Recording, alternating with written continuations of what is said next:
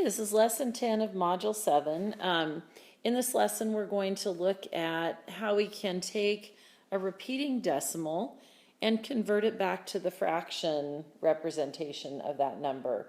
So backtracking to lesson 6 and 7, we saw that when we had fractions like this, we could convert them into decimals by dividing. 5 divided by 8, and I end up with a division like this. 2 times 8 is 16. And at some point, a fraction like this with ace in the denominator comes out with no remainder. Okay, so this is 0.625 or 625 thousandths. It's a reasonable number because it's a little more than a half, and so I can double check my division that way. And 2 ninths, 2 divided by 9, I'll add some zeros out there. So 2 divided by 9, there are 2 in this, so it's 18. And I can already see that this pattern is going to repeat, and on and on. So this comes out to 0.2 repeating is equal to 2 ninths. And it's reasonable because 2 ninths is very similar in size to 2 tenths, and so is this number, but with a little bit more added on. So we found that it depended on the denominator, that if the denominator had factors of only 2 or 5, or combinations, that we could convert it into our base 10 system and give it a power of 10 by making an equivalent fraction. So that was back in lesson 6. Whereas these, this denominator has a factor of 3 in the denominator, so that's going to result in a repeating decimal. So what we have here is, and actually you could think of this number as a repeating decimal as well. It's just that it's 0 that repeats. So we can take these decimal representations of these numbers and go from that back to the fraction. It's sometimes a little bit more difficult process, but it's kind of a fun one that's going to stretch your algebra skills. So that's what we're going to do in this lesson. We're going to show that we can take any repeating decimal and write it as a ratio, write it as, given its fractional representation, a ratio of integers. Okay, so let's get going here. So here's example 1, and we're asked to find the fraction that is equal to the infinite decimal 0.81 repeating. Okay, so this decimal, the 81 block repeats, so it would look like this, right? And on and on. And so we're asked to find that fraction. Okay, so to do this, we're going to have to use something we learned early in the year about powers of exponents, or multiplying by powers of 10. So here's a little side example. If I have the number 1.3568, and I want to multiply that by 10 to the third, I would get, and so that is the same as multiplying by 1,000. I would get 1356.8. So I took, when I multiplied by 10 to the third, I took and was able to move the decimal point 1, 2, 3 places. So that number is right here. Okay, so we've done that with finite decimals, and we're going to apply that same rule to infinite decimals now. Okay, so I'm going to back this up, get rid of our little side example here. But remember, multiplying by powers of 10. If it's something that you're not comfortable with, it's something you could maybe go back and review. Okay, so in example 1, we're asked to find the fraction that's equal to the infinite decimal, 0.81 repeating. So there's a really good reason why we would want to do this, right? Because in order to work with this repeating decimal, this infinite decimal, we're going to have to cut it off at some point. And, you know, wherever we decide to stop looking at the digits, we're going to lose part of that number. But if we can write it as a fraction and use that fraction in a computation, then we'll have the exact representation of that number. So we want to be able to go back and forth for that reason. So we're going to use a little bit of algebra to do that. So we're going to let x equal our number. Our x is 0.81 repeating. Okay, so I could multiply this by 10, or by 100 actually. I want to multiply it by 100, so which is 10 squared, but 100x would equal 100 times 0.81 repeating, right? So what did I do? I just multiplied both sides of this equation. I'm saying let x be this number. Well, then 100 times x would equal 100 times that number. Okay, multiplied both of them by 100. So 100 is just 10 squared, right? So I'm going to do this in a kind of a general sense. This is 10 squared, so that means I'm going to move my decimal 2 places in this number, right there. So 100x is equal to 81.81 repeating. So it's 81.8181818181.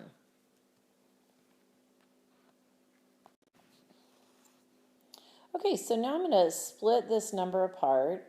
So 100x is equal to 81 plus the decimal part there, the decimal part of that number, which is 0.81 repeating, or 818181. Anyway, so now I have this whole number part and this repeating part that I've represented. So a whole number plus a repeating.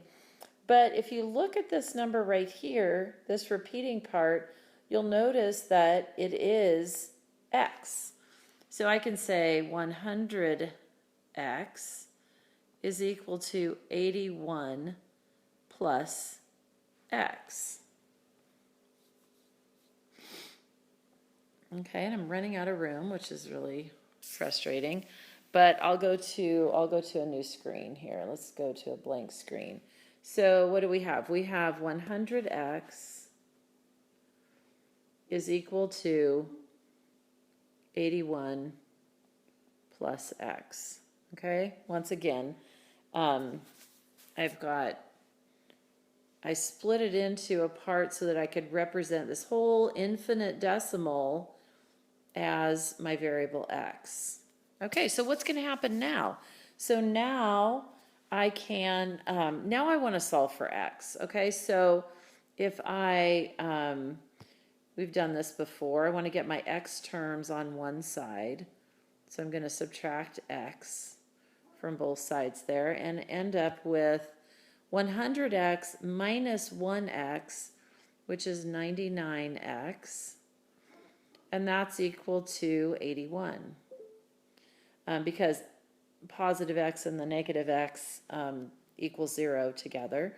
So now solving for x, I need to divide by 99. And I'll end up with that 1x is equal to 81 over 99. And remember that originally we said x is equal to 0.81 repeating.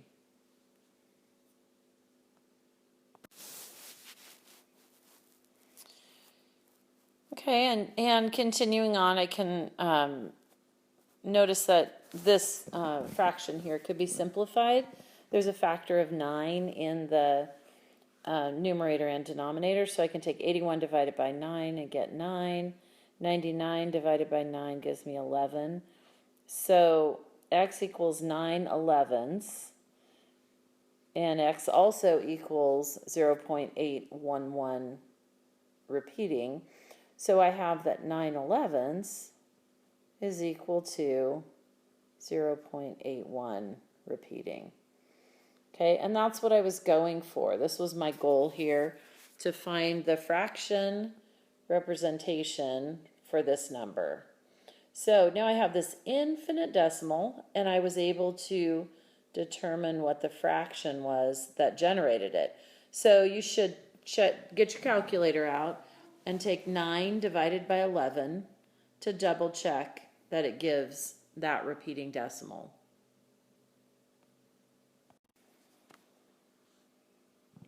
Okay, so now let's work out another one together. So we've got another decimal. This this number repeats in chunks of 3 digits. So it's 0.123, 123, 123, 123. So part A says, explain why multiplying both sides of this equation by 10 to the third will help us determine the fractional representation of x. Okay, so if you remember in our last example, we multiplied by 10 squared to get that one, to determine the fractional representation. This time we're going to be multiplying by 10 to the third. So why? So you might think about that for a minute.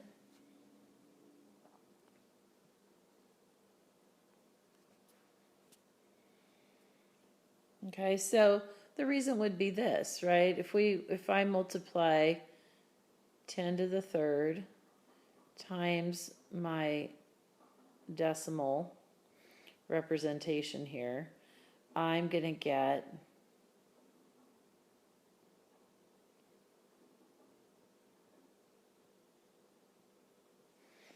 okay, so when I do that, I notice that the decimal part of this new number here, I multiplied by 1,000.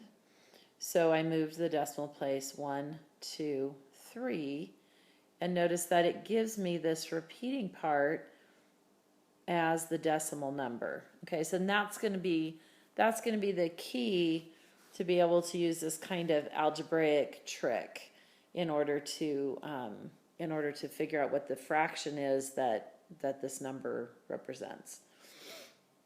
Okay, so let's look at part B. After multiplying both sides of the equation by 10 to the third, rewrite the resulting equation by making a substitution that will help determine the fractional value of x. Explain how you were able to make the substitution. So I'd like you to work on that, maybe pause and work on it. You might need to look back at the first example that we did to see what they're talking about, but see if you can work on that and part B. And then after you've written your equation, solve the equation to determine the value of x. And then think about if your answer is reasonable, and you can check your answer with a calculator. So go ahead and pause now and work on that.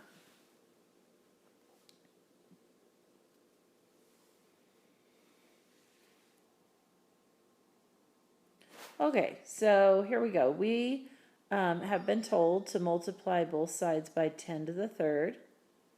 So wait, before we do that, let's write what we have. We have that x is equal to 0.123 repeating. So we're going to take 10 to the third times x is equal to 10 to the third times our decimal number. And so we get, I'll just go ahead and write this as 1,000x is equal to, now when I multiply 10 to the third times my decimal number, remember I'm going to be going 3 decimal places. So when I do that, I get this number. I get 123, and then I get my repeating part again. This is going to continue out here, so I can just put the bar there. All right, so you were asked, rewrite the resulting equation. So we've got the equation here, right here. So I want to rewrite this by making a substitution that will help determine the value of x. Okay, because I can go back and solve this equation for x right now by dividing by 1,000, but all that would do would be to take me back here. And that's not where I want to go. So I want to, hopefully you got this part here. 1000x is this whole number part plus this infinite repeating decimal part. And we notice that this part, I can substitute x in my equation here because x is exactly equal to this number right here. So I'm not fudging anything. 1000x is equal to 123 plus x. Okay, so now I am going to solve the equation to determine the value of x. So I'm just going to continue on with what I have written. If I subtract x from both sides here, let's see, I'll write it up here. Subtract x from both sides, then I end up, and just using properties of equality, I end up with a new equation. So 1000x minus 1x is 999x, and that's going to be equal to 123. 123. So because x minus x is 0. All right, so then divide through by 999. And I get that, whoops, okay, we're still going. I get that x is equal to this fraction, 123 over 999ths. I can rewrite that. Because they both have a factor of 3 in them. So what do I get? I get 41 over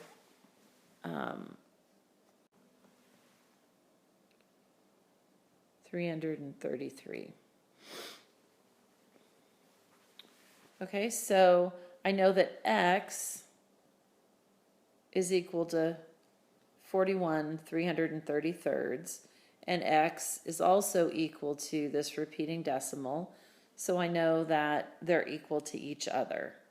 Okay, so 41 333rds is equal to that.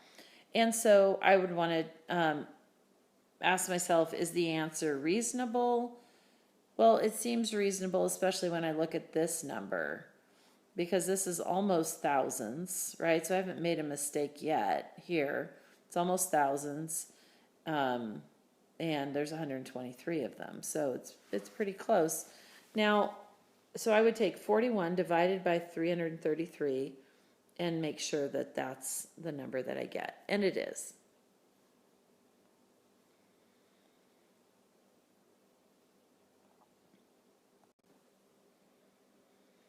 Okay, here is another fairly simple example for you to work on. Point 4, repeating. So go through the steps and find the fraction equal to that, and then check your answer using a calculator. So go ahead and pause now and work on that one.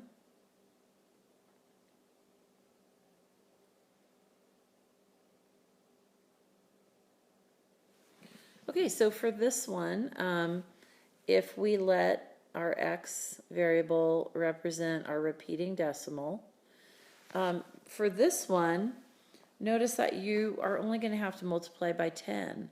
So I can see that 10x is, 10x, yeah, is going to equal 10 times 0.4 repeating. So 10x is equal to 4.4 repeating. And again, I can break it apart.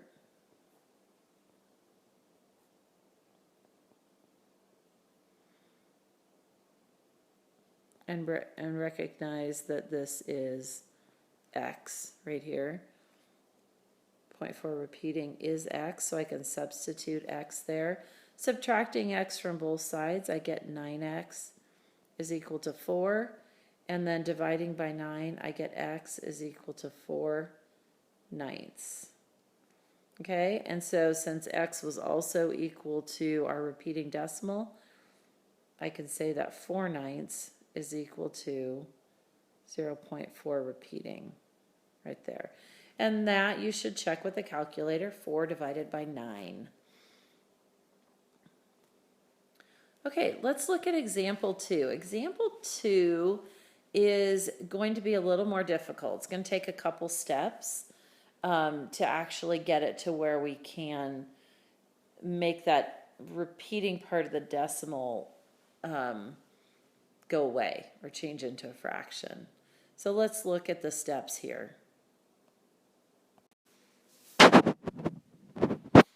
Okay, so just follow along with me on this one. So if I let x be our number, 2.138 repeating, then, I like that, 3.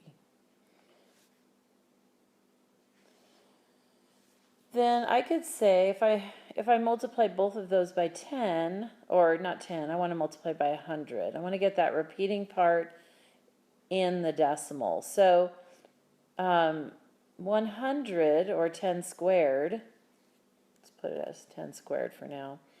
10 squared times x is equal to 10 squared times our number 2.138 repeating. Okay, so I can rewrite this. This is 100x, and this is the number 2. By moving 2 decimal places, I get 213.8 repeating. Okay, so in our previously, in the other 2 examples that we've looked at, we were able to then break this number apart into a whole number. And in this case, it would be 213. And we'll just go ahead and do that. 100x is equal to 213 plus 0.8 repeating. All right, so we have this now. But in the past, we were able to just substitute x in here because it was equal to our variable. But we can't do that this time, because our variable x is equal to this whole number, not just this part, okay? So, but that's okay, because what we can do now is we can kind of start a new problem. We'll start it, and we'll do it in a different color just to show that it's a new problem. What I want to do now is find out what is 0.8 repeating as a fraction, and then I'll be able to come back to this problem. So let's, maybe I'll do it on a side page here. Here we go. So we want to know,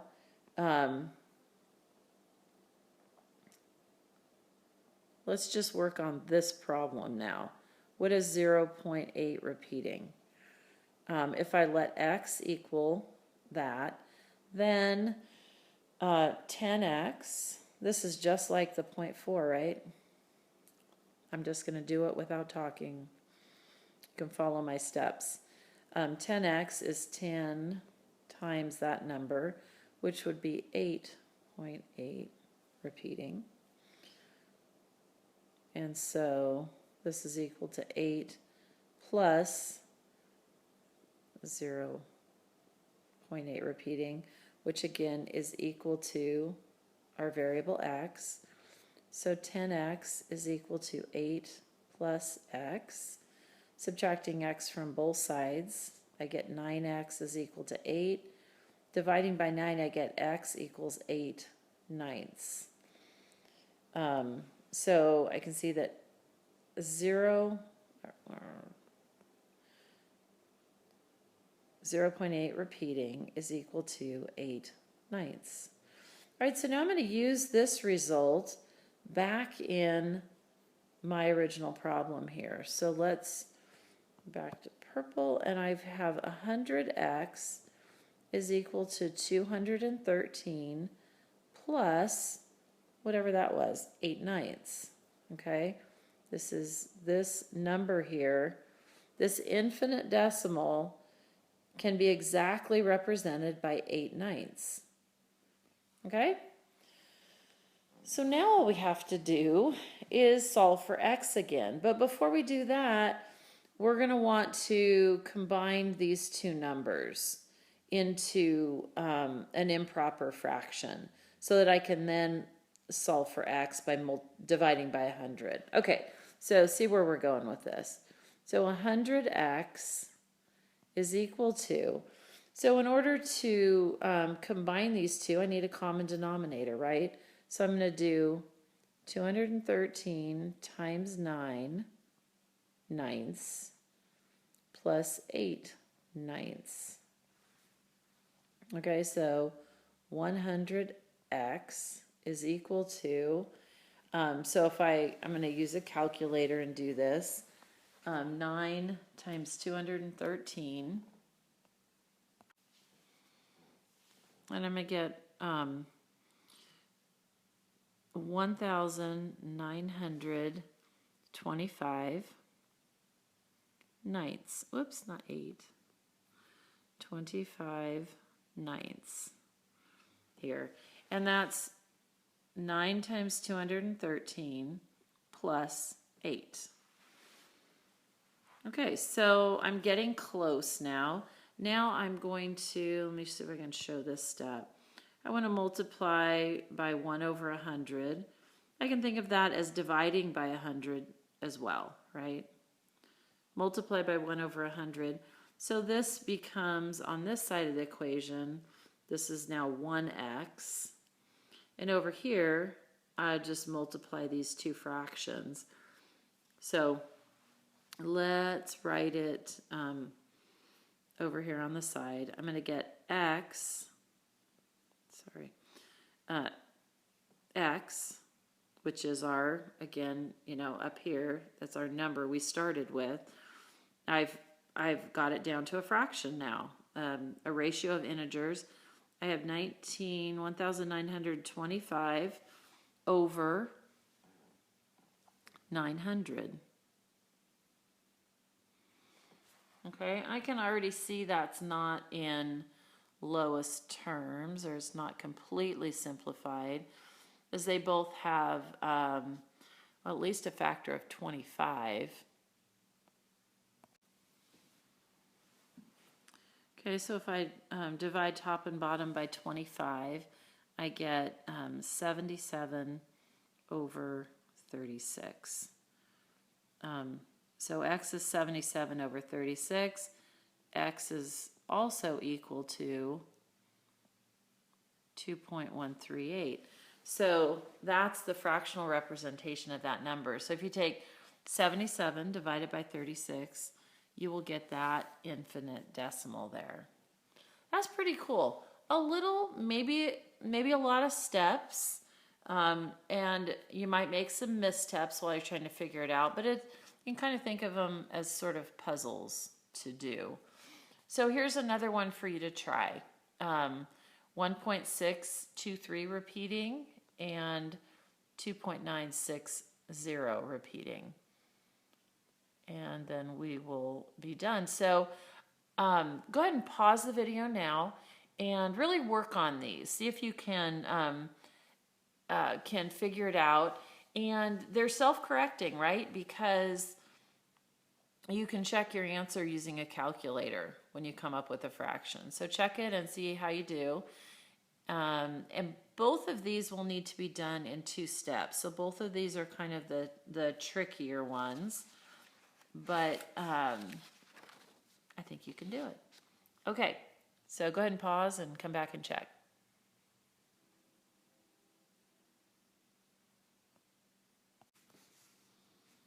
Okay, so let's work on this number 3 to start. So we're going to let x be the decimal number that we're trying to convert to a fraction.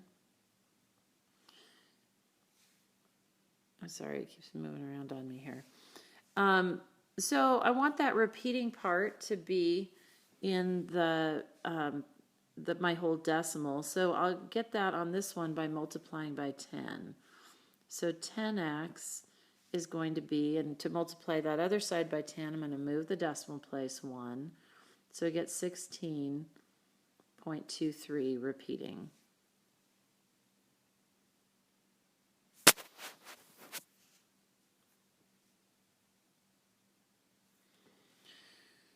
Okay, so then I see that 10x is 16 plus this infinite decimal, 23 repeating, which looks like it should be about a fourth, right? So let's see, but it's not exactly. So let's see what fraction this this gives us.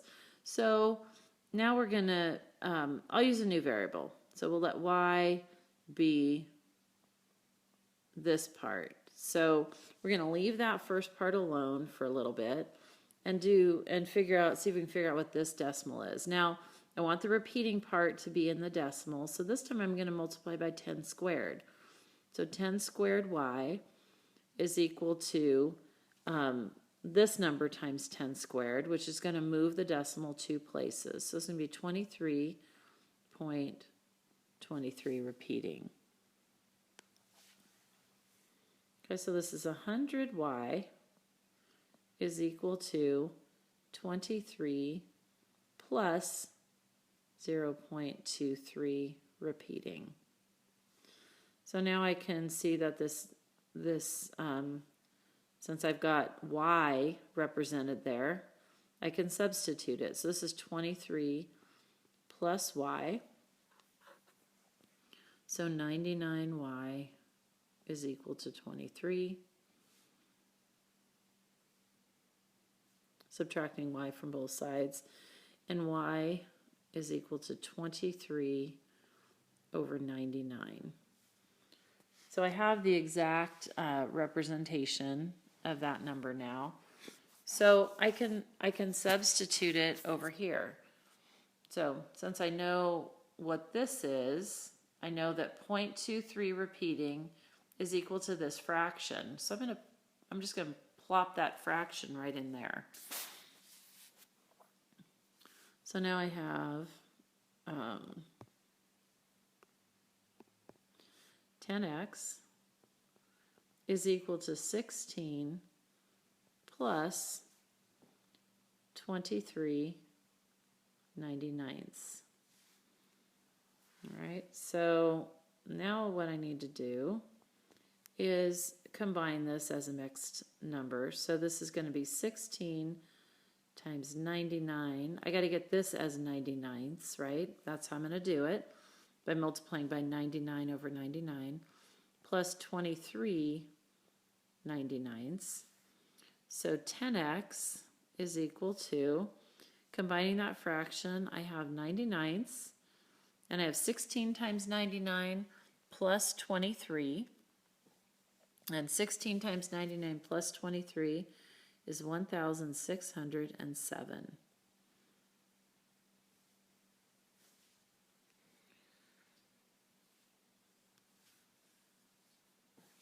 All right, so that's 10x. So to get move my equal sign here. So to get 1x, I'm going to have to multiply both sides by 1/10. And when I do that, I'm going to get x is equal to 1,607 over 99 times 10, or 990. And it looks like that isn't going to simplify down. So what I'm saying here is that 1.623 repeating is equal to 1,607 over 990. Okay, I know this is a lot of algebra, but I also think this is pretty cool. So if you check that with your calculator, 1607 divided by 990, you get 1623232323 repeating. Okay, pretty cool. I would not have been able to guess at that fraction, but it does seem reasonable, right? It's our number here is about 1.5. And if I look at this fraction, I can see this fraction is a little more than 1.5 as well. So there you go. All right, number 4, we're almost done. So find the fraction that's equal to 2.960 repeating. So we'll let x be that number, 2.960 repeating. So this number, you know, the repeating part ends in 0, but right, this is 2.9606060 and so on. Okay, so to get the repeating part by itself, this one again, I'm going to multiply by 10. So 10x is equal to 29.60 repeating. Okay, so 10x is equal to 29 plus this repeating decimal, this infinite decimal. So once again, we're going to start over with a new problem here. So I want to represent that repeating decimal. And now that I have it in this form, I can see that it's a little bit easier to do, right? So 10 squared y is equal to 10 squared times 0.60 repeating. So 10 squared is 100. 100y is equal to 60.60 repeating. Okay, so remember when I'm multiplying a power of 10 times these repeating decimals, I just move the decimal 2 places. And since it's repeating all these 6 zeros, I end up with this, you know, this number that has a whole number part and a repeating decimal part. So 100y is equal to 60 plus this infinite repeating decimal, 0.60, 0 repeating. And notice that this number is my variable y. So 100y is equal to 60 plus y. Okay, so I get 99y is 60, and y is equal to 60 over 99. Now I want to simplify that because I want to get it as simple as I can before I plug it back in over here. So this, I see they both have a factor of 3. So I'm going to divide by 3 in the numerator and the denominator. And now I can see they have no common factors. So let's go back over to our first column over here. So 10x, I now know the fraction, right? I know the fraction that repeating decimal is. So this is 29 plus 20 over 33. So 10x is equal to, I want to write this as 30/3 plus 20 over 33. And so 10x is equal to, now it's going to be 33 in the denominator. 29 times 33 plus 20 is equal to 977. And now I want to give myself room here to multiply both sides by 1/10.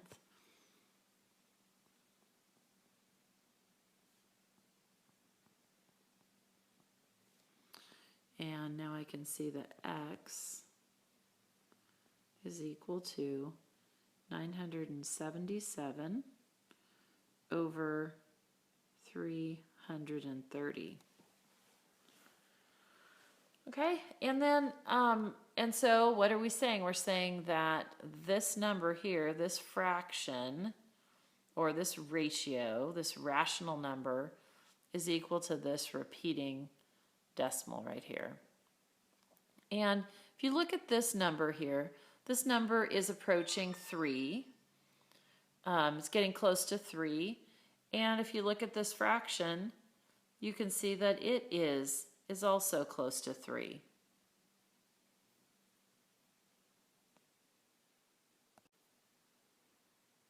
Except that I see that I copied a digit wrong here. It's not 997. It's 977. I was looking at that number saying, no, that's more than 3. But this number is not more than 3. 977 divided by 330. So glad I caught that. Okay, so I hope you think this is as cool as I think it is. But we've shown something here. We've shown that numbers with decimal expansions that repeat are rational numbers, and that we can convert them to fractions. And here's the process is repeated here. So one last question before we're done here is, if we had a non-repeating decimal, would we be able to use this type of process with it? And hopefully you're thinking to yourself, no, we couldn't, because we would never be able to make a substitution here like this. We would never know, if it didn't repeat, we wouldn't know that these two were exactly the same, right? So we wouldn't be able to do that subtraction of the decimal, the infinite decimal part. And so we wouldn't be able to get rid of it like that. So kind of what we've seen here is that irrational numbers are numbers that are not rational, and they're infinite decimals that do not repeat and cannot be represented as a fraction.